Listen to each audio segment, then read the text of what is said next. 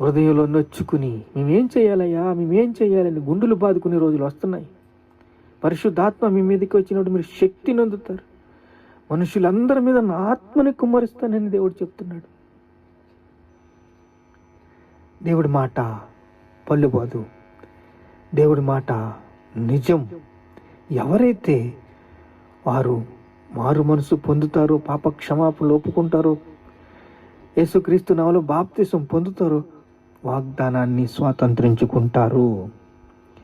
బాప్తిసం పొందేవారు అప్పటికప్పుడే ఎన్నో, నిన్నటికి నిన్న, మొన్నటికి మొన్న బస్సు, నిన్న టిప్పరు, రకరకాలుగా చనిపోతున్నారు మనుషులు.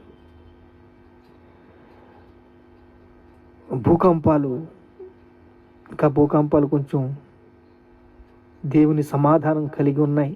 దేవుడి దగ్గర నుంచి రాలేదు ఏమిని. యుద్ధాలు జరుగుతున్నాయి.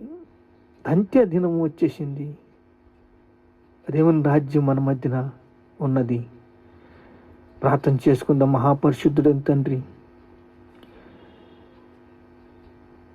పెంతెకొస్తు దినాన ఇల్లంతా పరిశుద్ధాత్మతో నిండి అగ్నిజ్వాలలు అంటే నాలికలు విభజింపబడి వారి కనపడి ఒక్కొక్కరి మీద వ్రాలగా అందరూ పరిశుద్ధాత్మతో నిండిన వారి వాక్శక్తి అనుగ్రహించిన తండ్రి, పాప క్షమాపణ పొంది మారు మనసు పొంది బాప్తీసాలు పొందారయ్యా.